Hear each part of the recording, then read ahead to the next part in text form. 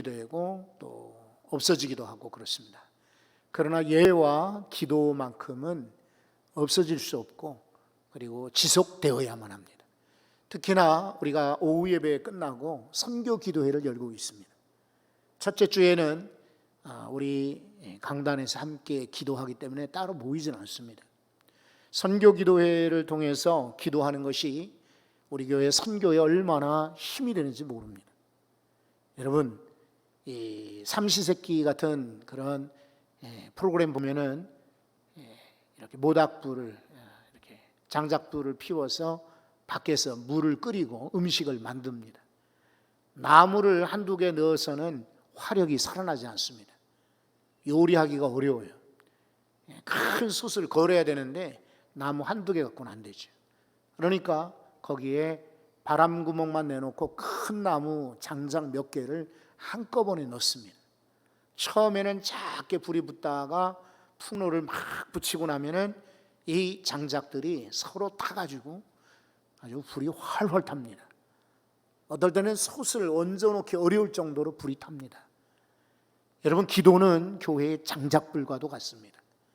장작불이 있어야 솥을 올리고 음식을 만들어 먹을 수가 있듯이 말씀을 전할 때도 교회가 사역을 할 때도 많은 예산을 드릴지라도 장작불이 없으면 이제 끓일 수가 없고 살아날 수가 없습니다. 기도는 그만큼 중요한 것입니다. 그래서 새벽에 기도하고 우리가 수요일날도 기도하고 목요일날 기도하고 금요일날 기도하는 이유는 바로 장작불이 되기 때문이죠. 그런가 하면 선교의 장작불은 바로 선교 기도에 있습니다. 여러분들이 합심하여 같이 기도할 때에 선교의 불이 활활 타오를 줄로 믿습니다. 이 시간에는 해외 선교는 우리가 선교위원들이 많이 기도하니까요, 국내 선교 위해서 한번 기도했으면 해요. 우선은 작은 교회들을 위해서 기도합시다. 새벽에도 기도했지만은 여러분, 작은 교회들은 지금 엄청난 위기에 몰려 있습니다. 이게 생존에 걸려 있어요. 어렵기 짝이 없습니다. 세를 내지 못하고 사람들이 모이지 않으니까 헌금도 들어오지 않고, 그리고 작은 교회에서 코로나가 이렇게 많이 번져나갔다고 지탄의 대상이 돼요. 그러니까 얼굴을 들지 못하는 그런 분들이 참 많아요. 작은 교회들이요, 지금 너무나 힘들어요. 그러니까 우리 교회에서 이렇게 세미나 한다고 그러는데 하루 만에요, 24시간 만에 100교회가 신청이 마감되었어요. 거의 다 작은 교회들이에요. 그거는 지금 굉장히 이분들이 어렵고 힘들다는 것을 보여주는 거예요. 우리 작은 교회를 위해서 다른 것은 우리 못해도 기도할 수 있잖아요. 다 같이 한번 통성으로 기도하겠습니다. 거룩하신 아버지, 우리 작은 교회들이 코로나 때문에 많이 힘들고 어려운 줄 압니다. 사람들이 모이지 아니하고 재정이 어렵고 예배드리기 힘들고 주님 많은 이들에게 손가락질 당하고 얼마나 어렵겠습니까? 하나님이 함께 해주시기 원합니다. 저들을 지켜주시고 함께 해주시기 원합니다. 저들과 같이 해주시기 원합니다. 하나님, 소망을 잃어버린 세대, 어려움에 빠진 세대들, 주여 낙심한 세대들이 참으로 많습니다. 하나님이 도우셔야겠습니다. 하나님이 같이 해주셔야겠습니다. 하나님 역사해 주셔야겠습니다. 오 주여 같이 해주셔서 이 작은 교회들이 힘을 얻기를 소원합니다. 은혜 얻기를 소원합니다. 이 가운데서 하나님 다시금 회복되고 예전과 같이 활활 타오르도록 주여 역사하여 주옵소서. 하나님이 같이 해주시기를 간절히 바라옵고 소원합니다. 우리 하나님이 같이 해주시리라 믿습니다. 예수님 이름으로 간절히 기도합니다. 예배 설교 마치고 한 번 더 기도하기로 하고요, 오늘은 주님 한 분만으로 이렇게 말씀을 나누려고 합니다. 그동안 골로새서를 쭉 이렇게 주일날 오후에 몇 차례 나눴습니다. 골로새서는 이렇게 보면 볼수록 참 귀한 성경입니다. 옛날에는 바울이 골로새서를 지었다, 옥중에서.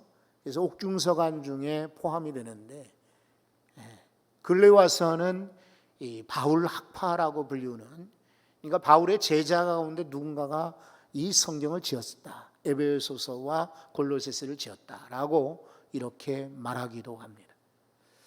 그러나 바울과 전혀 떼놓을 수 없는 것이 바울의 말들이 이 가운데 기록이 되어 있고 바울의 사상들이 녹아져 있습니다. 골로새는 우리나라 평택 정도라고 위치한다고 이미 말씀을 드렸잖아요. 그런 작은 도시지만은 국제도시예요. 그리고 여기저기 길이 사방으로 열린 소위 평택처럼 여기시면 돼요. 그런데 이 도시가 이렇게 쇠락돼요. 근처에 다른 도시들이 더 커지는 그런 상황이에요. 근데 이곳에 다행히 복음이 들어가고 예수 믿는 이들이 늘어났는데 여기에 잘 되다 보니까 시기하는 이들도 생겼습니다. 항상 그렇죠. 누가 잘 되면은 끌어내려는 사람들이 있듯이 골로새 교회에도 거짓 교사들과 이단들이 들어왔습니다. 바울이 그 이야기를 듣고 속이 상해서 이렇게 적게 했던 것, 대피를 했던지 아니면 저가 직접 적었는지 우리 알 수 없지만은 바울의 목소리가 오늘 이 골로새서에 담겨져 있는 겁니다. 그래서 저는 첫 시간에 성도는 누구인가 마스크를 쓰고 그때 한참 코로나 극성이라 우리 모이지 못할 때예요. 그래서 저 안에서 영상을 녹화를 해서 나눈 적이 있어요. 두 번째는 이제 이곳에 오후 예배를 드리면서 이 자리에서 나눴어요. 그리스도인의 일꾼입니다. 일꾼, 교회 일꾼은 누구인가? 에바브라 같은 그런 일꾼 되자는 것이죠. 그리고 또 이 골로새서의 주제는 그리스도입니다. 그리스도. 오늘 읽은 1절하고 4절까지의 짧은 구절에도 그리스도라는 말이 4차례나 단어가 소개되어 있습니다. 바울 사도는 철저하게 그리스도의 사람이었습니다. 주님 한 분만으로 나는 만족해. 이거야 나중에 우리 한국 사람들이 만든 찬양이지만 아마 바울도 그렇게 고백했을 줄 압니다. 여러분, 우리는 한 사람으로 만족하지 않죠? 선생님도 옮겨 다니면서 배우고 또 때로는 주변의 친구들도 이 사람과 사귀다가 저 사람 사귀고 동업자랑 옛날에 사업을 같이 하다가도 이 사람 마음에 안 든다고 다른 사람 바꾸기도 하고 한 사람에게 우리는 만족하지 않지만 성도들에게 영원히 변치 않고 영원히 함께 할 수 있고 영원히 같이 갈 수 있는 분은 바로 주님 한 분밖에 없습니다. 여러분이 세상에 많은 사람들이 여러분을 떠나고 여러분 싫다 하고 도망가고 그리고 미워하고 배척하고 그리고 여러분과 싸우고 나갈지라도 주님은 꼭 붙들 수 있기를 바랍니다. 왜냐하면 주님이야말로 내 인생의 최고의 분이기 때문에 그렇습니다. 이 골로새서는 바울의 열정을 또 소개하고 있습니다. 그래서 그리스도가 어떤 분이냐, 예수 그리스도는 이러이러한 능력 있는 분이다라고 하면서도 그리고 바울은 이 골로새 성도들에게 내가 얼마나 이 복음을 전하고 싶은지 얼마나 너희에게 이야기를 하고 싶은지 하면서 열정으로 이 편지를 기록하고 있습니다. 바울의 열정을 본받아 우리도 그런 열정의 사람 되고 싶습니다. 그 다음에 이제 오늘 이제 본문을 나누려고 합니다. 천천히 한번 1절부터 보십시오. 1절에 보면 그러므로 너희가 그리스도와 함께 다시 살리심을 받았으면 위의 것을 찾으라. 다시 살리심을 받았으면 언제 우리가 죽었는데 언제 살아났다는 말인가요? 이거는 죄로 말미암아 죽었던 골로 교인들 그리고 역시 우리가 죄인이었을 때 죽을 수밖에 없는 자들이 그리스도 때문에 살아났다. 신학적인 그런 이야기가 아니고 대단히 어려운 얘기가 아니라 아주 기독교의 기본 원리입니다. 우리는 누구든지 다 죄로 인하여 죽을 목숨입니다. 그런데 예수님께서 감사하게도 다행히 우리를 살려주셨습니다. 그래서 2장 12절 말씀을 한번 보시면 이렇게 소개하고 있습니다.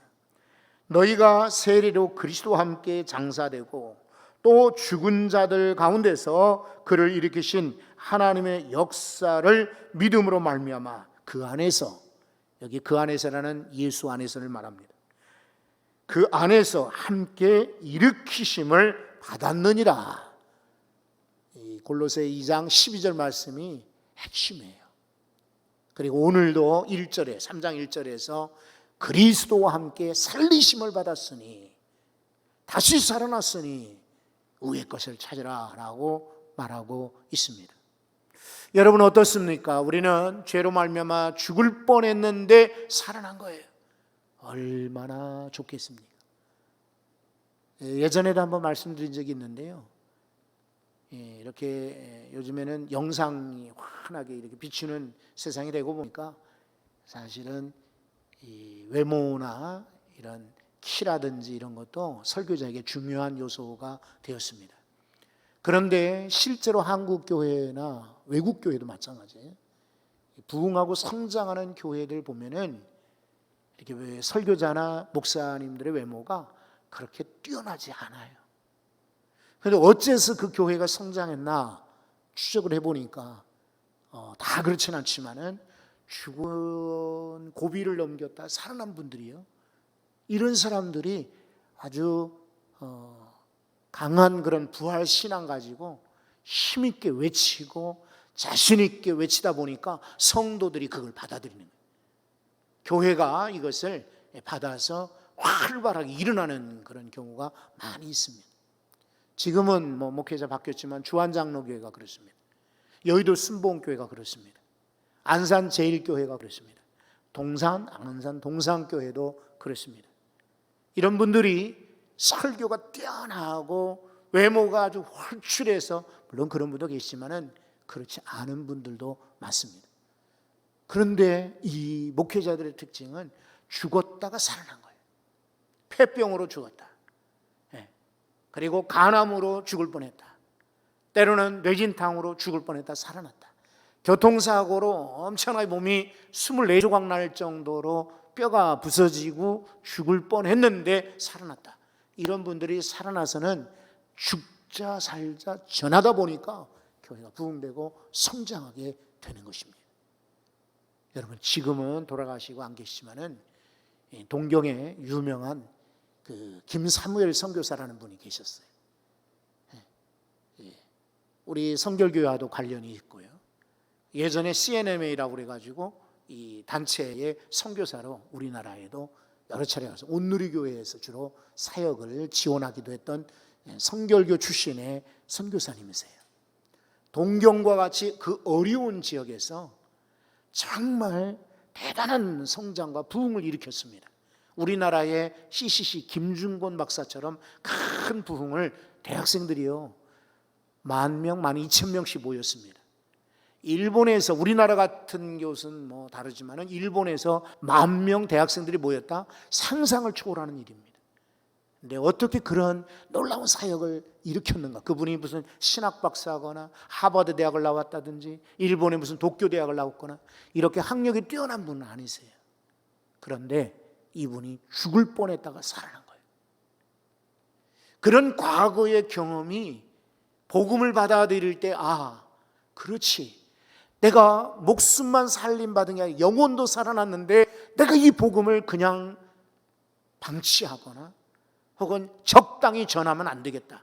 이런 각오를 가지고 일본에 가서 사생결단의 자세로 그렇게 전하다 보니까 막 전달이 된 거죠. 그러니까 대학생들이 수련회 하면은 10,000명, 12,000명, 많게는 15,000명까지 모이게 되는 거예요. 여러분 우리는 그런 특별히 무슨 병에 걸리고 교통사고 물에 빠지고 화재에 죽음은 아닐지라도 죄로 말미암아 우리 죽었다가 그리스도 때문에 다시 살아난 인생들입니다. 그런 거로 오늘 주님이 골로새 교회뿐만 아니라 내게도 말씀하신 줄 믿고 이제는 땅의 것만 바라보지 말고 위의 것을 보라. 과거에 내가 즐기했던 거, 좋아했던 거, 내가 만족했던 거 이거만 관심 갖지 말고 하늘에 바로 주님을 바라보자. 위의 것이 2절에 소개되어 있습니다. 2절 한번 보십시오. 1절 후반절입니다. 죄송합니다. 1절 후반절을 보십시오. 거기는 그리스도께서 어디에 계신다고요? 하나님 우편에 앉아 계신다. 시편에도 110편에 보면은 이 말씀이 예언되어 있습니다. 시편 110편을 한번 찾아보겠습니다. 1절입니다. 여호와께서 내 주에게 말씀하시기를 내가 내 원수들로 내 발판이 되게 하기까지 너는 내 오른쪽에 앉아 있으라 하셨도다. 아멘. 지금은 이런 단어를 잘 쓰지 않는데요, 옛날에는 승귀라는 그런 단어를 썼어요. 예수 그리스도께서 최저 저 음부에까지 땅에 내려오셨다가 높아지셨다는 그런 한자어 표현입니다. 저 남대문 교회에서 신학 세미나 있을 때에 어떤 목사님께서 그런 단어 쓰신 것을 처음 들었습니다. 승귀. 그리스도께서 최고의 자리에 올라가셨다, 이 말이에요. 오늘 1절 후반절에 있는 것처럼 그리스도께서 하나님 우편에 앉아 계셨으니 바로 그분을 바라보라는 것입니다. 주님 한 분만으로. 왜 우리가 주님 바라보는가? 이 세상의 높은 사람들은 오래 가지 못합니다. 저 러시아의 푸틴 대통령이 러시아 헌법을 최근에 바꿔가지고 이제 12년을 더 할 수 있도록 이렇게 만들었다고 합니다. 그렇지만은 그거 인간의 생각이고 계획입니다. 길지 않습니다. 예언하건대 그렇게 아마 오랫동안 이 대통령의 자리에 있지 못할 겁니다. 아마 중간에 어떤 일이 벌어질지 저 사람 모르는 거예요. 그러니까 헌법을 바꾸고 사람들을 이렇게 현혹시키는 거지. 인간이 아무리 높아봤자 거기서 거기입니다. 여러분이 혹시 롯데 빌딩 호텔 같은데 103층 이런 데 올라가 보셨나요? 아니면은 63층 같은 데 올라가 보셨나? 저는 우리나라에서는 그렇게 높은 빌딩 올라가 본 적이 없고, 아이러니하게 미국 가서 높은 빌딩에 몇 군데 가본 적이 있습니다. 키가 미국 사람들이 아무리 커도 위에서 내려다보면은 땅바닥에 붙어 있는 것 같습니다. 그렇죠. 이 세상의 인생들은 아무리 높아봐야 높아질 수가 없습니다. 그런데 예수 그리스도는 얼마나 높아지셨는지 저 하나님 우편에 앉아 계시느니라 라고 말하고 있습니다. 이 놀라우신 예수님 한 분으로 우리 만족합시다. 왜냐하면 주님이 높아지신 것은 주님만 높아지고 야 너희들은 저 밑에 있으라 이거 아니에요. 이제 보시겠지만은 주님이 우리를 이끄시려고 이미 하나님 우편에 계신 거예요. 그렇지 않아요? 내가 건강해야 다른 사람을 건져줄 수가 있어요. 소경을 인도할 수 없다. 주님 말씀하셨어요. 내가 힘있고 내가 눈을 볼 수가 있고 내가 능력이 있어야 다른 사람을 이끌어줄 수 있잖아요. 그와 같이 우리 주님이 높아지셨기 때문에 우리 또한 그리로 올려보내실 수가 있는 거예요. 이제 2절 다시 들어가겠습니다. 위의 것을 생각하고 땅의 것을 생각하지 마라. 이는 너희가 죽었고 너희 생명이 그리스도와 함께 하나님 안에 감추어져 있습니다. 자, 이게 이제 조금 우리가 읽을 때에 이해가 잘 안 됩니다. 우리 생명이 그리스도 안에 감춰졌다. 이게 뭘까? 우리는 잘 이해가 되지 않죠. 그런데 다른 성경에 보면은 이 말씀이 이렇게 이해가 됩니다. 그래서 우리는 성경을 이해할 때에는 그 구절이 잘 이해가 안 될 때는 다른 성경을 대조해 보면 더 이해가 빠릅니다. 시편 27편입니다. 시편 27편에 똑같은 말씀이 소개되어 있습니다. 5절입니다. 한번 다 같이 읽어봅시다. 여호와께서 환난 날에 나를 그의 초막 속에 비밀히 지키시고 그의 장막 은밀한 곳에 나를 숨기시며 높은 바위 위에 두시리로다. 아멘. 여기 지키신다 이 말이 감춘다는 말과 같아요. 하나는 물론 신약 성경이고 하나는 구약 성경인데 그 뜻은 같은 거예요. 그러니까 그리스도 안에 우리 생명을 감춘다라고 하는 것은 하나님 우리 생명을 지키신다라는 안전 보장입니다. 저 길거리에 오토바이를 타는 어린 소년들이 있었는데 등 뒤에 이렇게 써 있는 것을 한자로 써 있는 걸 봤습니다. 안전지대, 안전.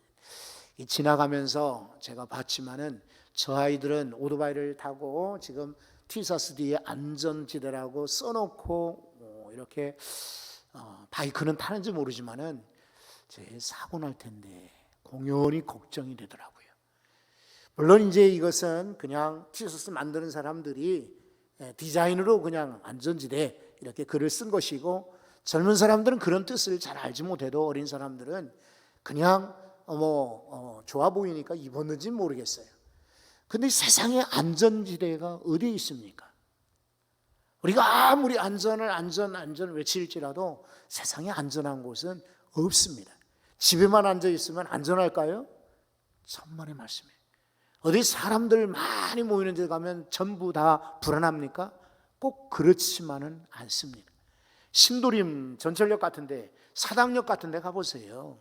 지금은 마스크를 쓰라고 그렇게 권하고 있지만은 조금 전, 한 달 전만 해도 마스크 쓰지 않고도 전철역에 막 부딪히면서 막 꽉꽉 끼어서 지나가는 사람들 수없이 많이 보게 됩니다.